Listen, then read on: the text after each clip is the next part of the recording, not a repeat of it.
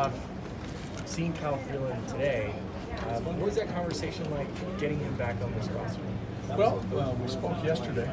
We had a workout yesterday, and we had been in contact, over the last month or so when he was in AAA. But it was good to see his face, good to see him in person. I'm looking forward to tomorrow. I think all of us are. Regardless of what happens, it's good to have him back on the team. We need him, and I think he needs us, which is a good thing. So. Physically, I think he's in a good spot. He feels great. He flew a little bit on the side yesterday. Feels good. Mentally, I think he's in a really good place. So, we're excited. Second half of the season, obviously the way it ended, 6 straight losses. How important was the reset? And then what do you want to see from this team moving forward for the second half? Well, I think the second half is out there in front of us. Just like a lot of teams, right? There's nothing determined. The Dodgers have a big lead for sure. They're going to be tough to track down, but we're going to try to do everything we can to track them down. So what we have to do is, play complete baseball. And I think it starts on the mound. I've been pretty redundant in saying that we have to pitch better. I think that's paramount. I think offensively we had a tough go in Arizona.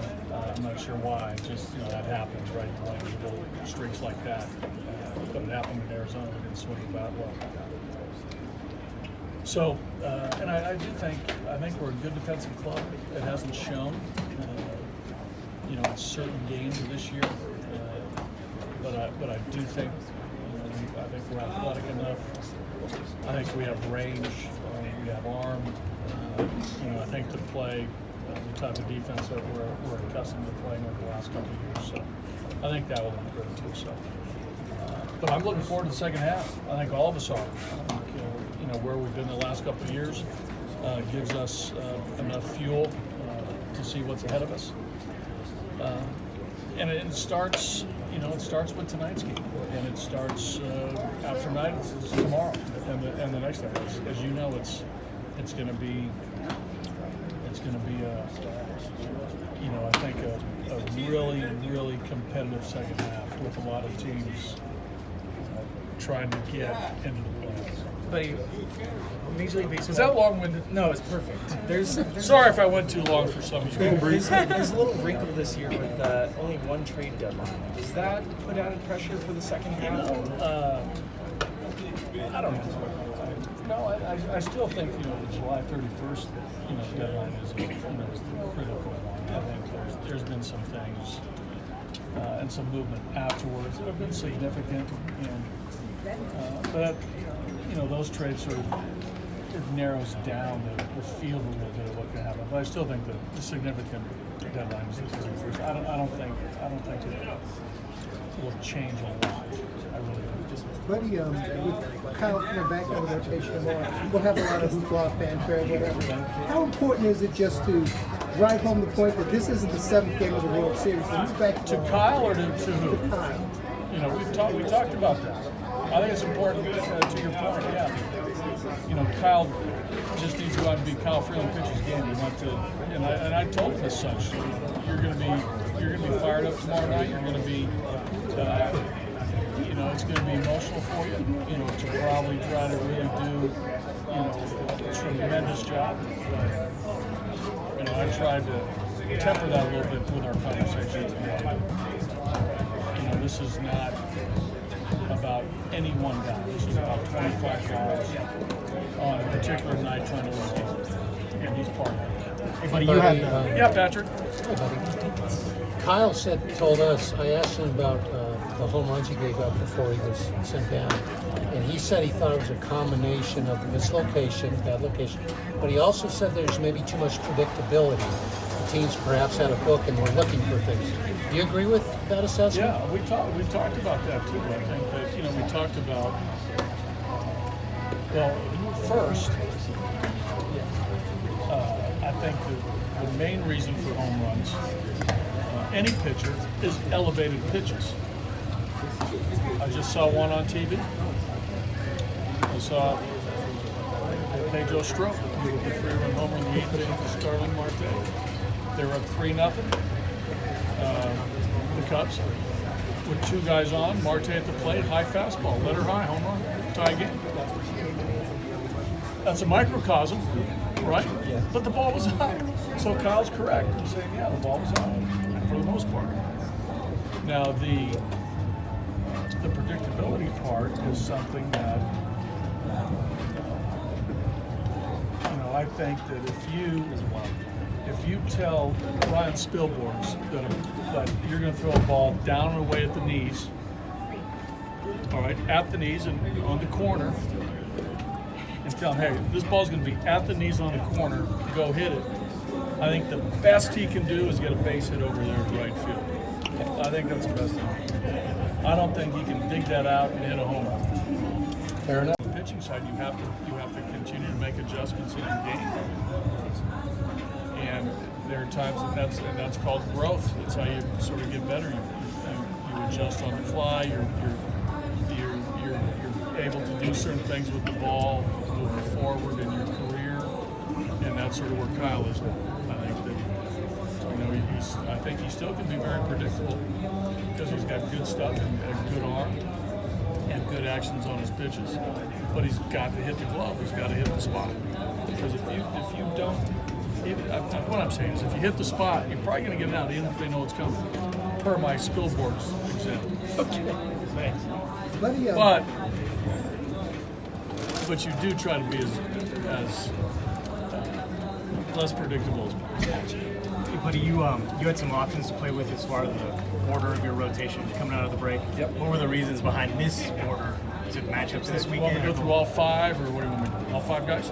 I mean, let's start from that. I think Peter Lambert, with Peter, we wanted to give him as much rest as possible. Here's a young guy, first time in the big leagues, was probably throwing bullets in January. Right before the Super Bowl, he's probably throwing sides. Okay, so we want to give him a little bit of a break. If he pitches into September, which he's never done before, right? Okay, does that make sense? Marquez, right up there with Scherzer and the big boys. He threw Sunday. Tried to give him a little bit more of a break. Okay. Up there with innings, you mean? Innings pitched, yes. So he pitched Sunday. Didn't make sense to put him right back Friday on regular rest or an extra day rest on Saturday. So let's push him to Monday. Okay. John pitched. When did John pitch? In Arizona. He pitched Friday. I think he pitched the first game. Yeah. So Friday to Friday for John made sense.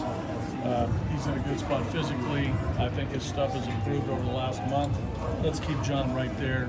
He pitches on with 2 extra days rest. Kyle's had plenty of rest from his last start. Pop him in there Saturday, and then Sensatella. He pitched on Saturday. Give him 3 extra days rest. There you go. You're welcome. What areas of your defense do you feel can get better? What are the specific areas you feel? I think in general, I think there's, across the infield, I think that we have to, I think there's some plays that we should have made. There's some double plays that I think we should turn that we haven't. I think some basic pitchers fielding plays we haven't made that have cost us. I think in the outfield, I think there's a combination of a few things. I think there's some cutoff and relay plays we haven't executed. We've got a cutoff man. I think we've bobbled some ground balls that we have to be a little bit more steady on. And I think we've gotten to some fly balls and we haven't converted it out. So I think it's a combination of everything. I don't think it's specific to your question, if you know what I'm saying, or if you know what I'm going to answer. As far as the defensive formation out there, you've got 2 guys that were in the position they were in last year, kind of consistently, a lot of movement around. Do you feel like after the first half, guys should just be more comfortable knowing where they're going to play, when they're going to play? Well, the nickel package and the 3-4, sometimes shifting to the 4-3 and going to the dime package. I mean, that's part of what teams do now. It's it's part of the flaw. Yeah, I mean, it depends. It depends on the down and distance, right? What's the question again? I was just saying, you think guys being more used to being where they Yeah, are? I think Mac's comfortable at second. I think he's getting familiar with second. Hampson's getting familiar at second as well. Valeka moving all over the diamond, I think, has been something that he's accustomed to.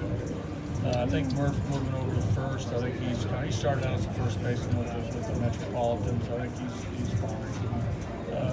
Desi, I think second half here he'll be more comfortable in the center after coming off that All-Star year in 2016 with Texas as a center fielder. So, I think there should be improvement. Buddy, are you a fan of disco? Is it 40 years since disco demolition? When disco, what was it? 40 years ago, 40 years 1979. ago. I think there's a place for disco. Me too. I do. Thomas, who sang Disco Inferno? Trance. Yes, very good. Trance. I think there's a place for disco. I really do.